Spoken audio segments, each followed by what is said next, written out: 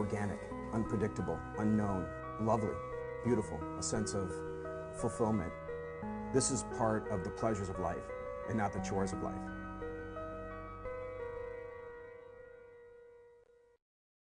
Coming up on Daily Iowan TV, verdict reached. We'll tell you the results of the trial of Justin Marshall. Pet Connection, how one local woman can help if you lose your pet. And in sports, we're breaking down yet another heartbreaking loss for Fran McCaffrey's Hawkeyes. That's all coming your way next. Daily Iowan TV starts now. I'm Tom Brokaw. For more than 100 years now, the University of Iowa community has been waking up to the Daily Iowan. Today, it's the largest newsroom in eastern Iowa. And now you can see the news every night on Daily Iowan TV and get it anytime worldwide at dailyiowan.com.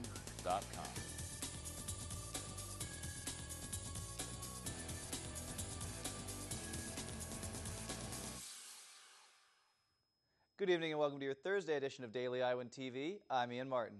And I'm Rebecca Swibes. Justin Marshall was found guilty on Wednesday of first-degree murder in the 2009 death of Iowa City landlord John Forsyth. The 22-year-old now faces life in prison after the conviction, although it seems the defense will appeal the verdict. Marshall was the second person charged in the murder. Charles Thompson's trial ended in mistrial in September 2011. Thompson's testimony in this case contributed to Marshall's conviction on Wednesday. There is still one more trial in relation to the murder. Courtney White is also facing a first-degree murder charge, and his trial begins May 1st. Wednesday's weather was marked by a spring-like rain, and Daily Iowan TV's Nick Safransky is outside waiting to tell you if it'll be like this again tomorrow. Nick? Thanks, guys. It's been raining all day today. It feels more like it's mid-April than it is February.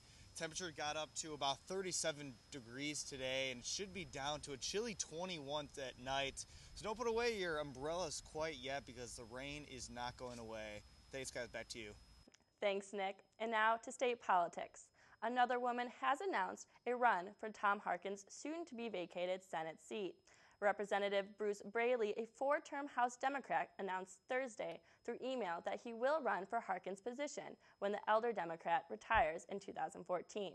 Harkin will not seek re-election after 5 terms serving as one of Iowa's senators in Washington, D.C. There have been no announcements from the Iowa GOP on who they will ask to run for Harkin's seat. And when voters see Braley's name on the ballot, they may notice a change in the voting process. That's because it may soon be against the law to check a single box in the voting booth in the state of Iowa. Proposal to end straight party ticket voting was approved by a state house committee Thursday, and this means voters will be required to individually vote for each candidate on the ballot. Supporters say the bill would force voters to put more thought into their votes. However, opponents of the change argue that this process could slow down voting on Election Day. An Iowa City woman with a passion for animals has turned to social media to help connect lost pets with their owners. One night, my daughter and her boyfriend brought a lost dog home at midnight, and I couldn't call the shelter.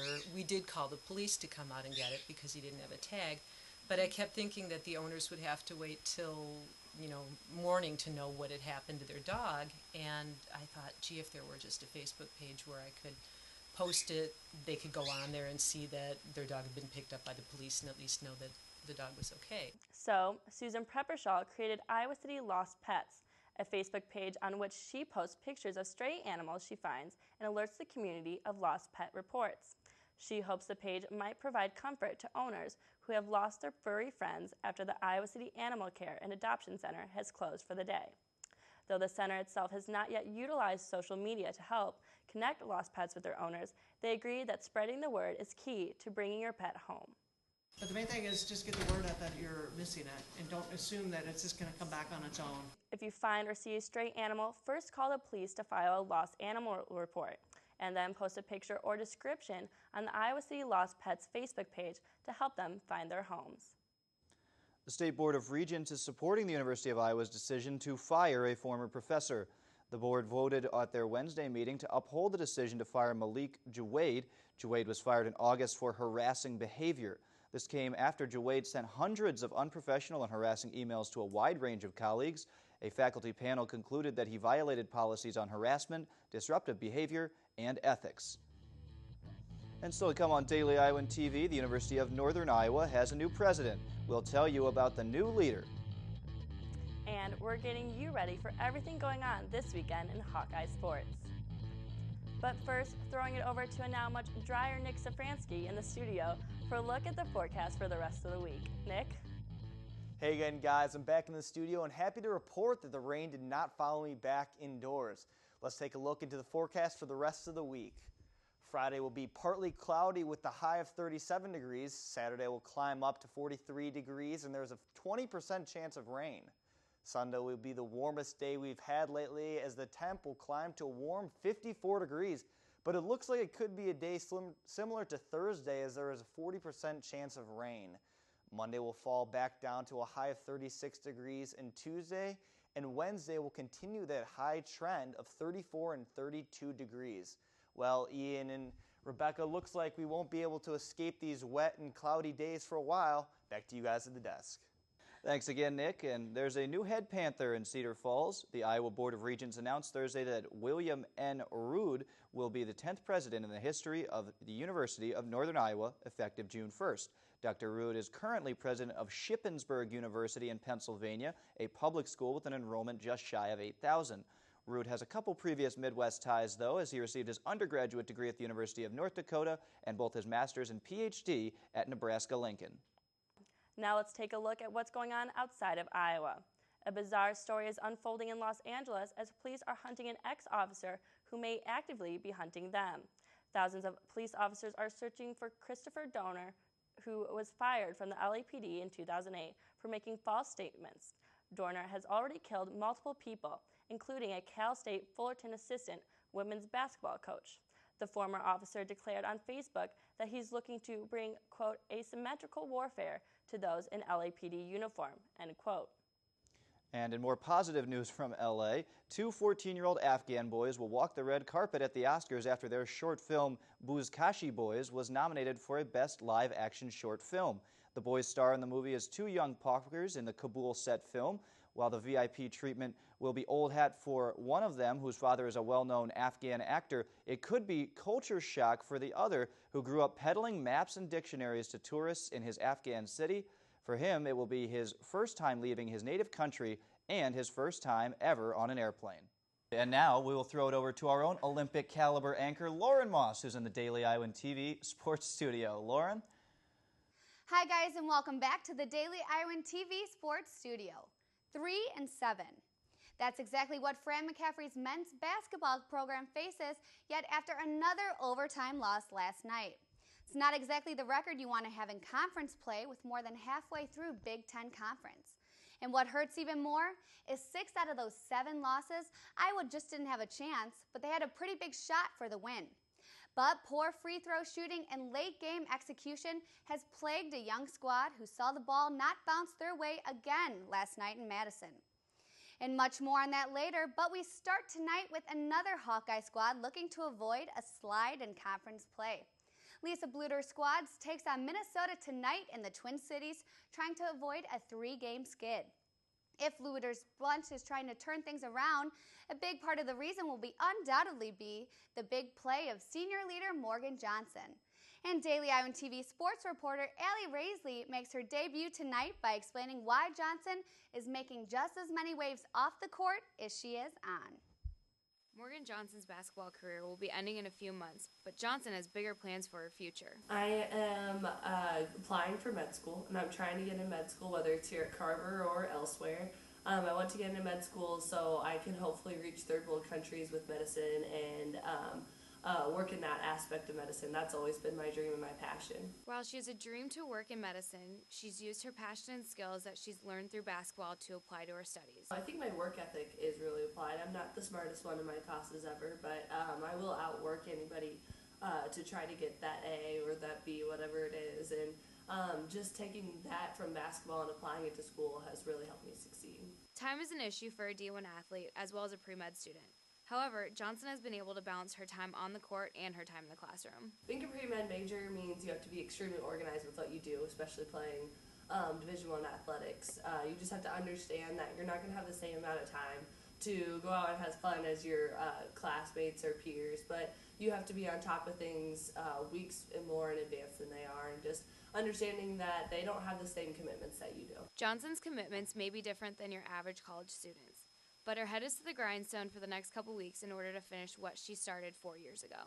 You know, this is our last chance as seniors to go out and do everything we wanted to do. The things that we set our minds on as freshmen, like conference championships, making it to the Sweet 16, being that top 25 team. I mean, this is our last chance. I mean, we need to make a run at it now if there's going to be ever a time to do that.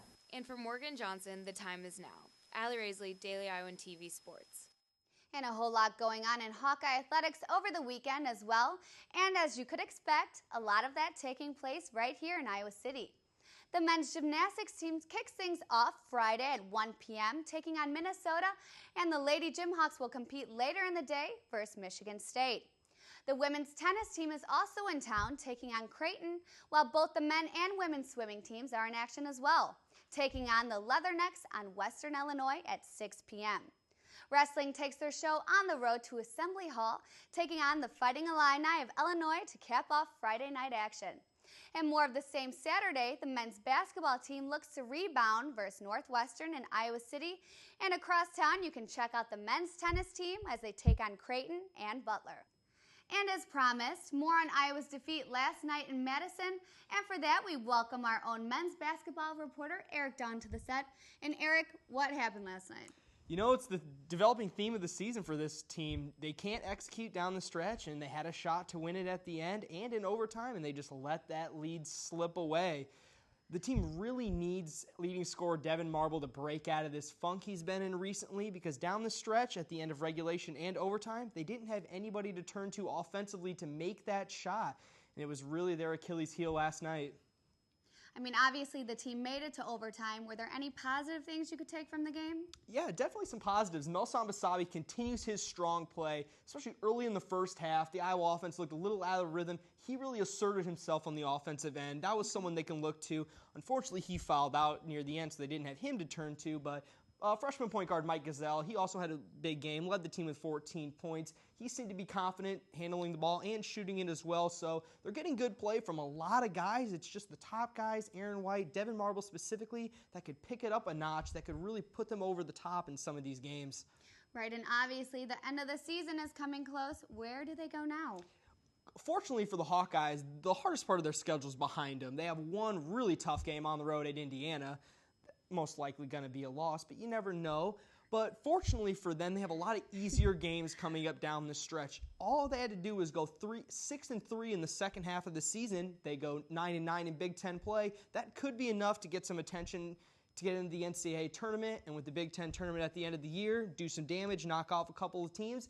Now, who knows? You might be in the NCAA tournament come March, but definitely a lot of work to be done for this team. It's tough. They're going through some growing pains, and with the conference this strong, it's really the wrong year to have to go through those pains, but just got to keep fighting like they are, and hopefully they can pull out a few more wins. All right, well, we hope they light that spark back up, and thanks for being here, Eric.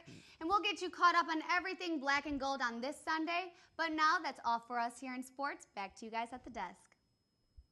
Thanks, Lauren. And only with Daily Iowan TV can you get a sneak peek at Friday's edition of the Daily Iowan. Read about why the Iowa City Women's Resource and Action Center is seeing a record high number of volunteers.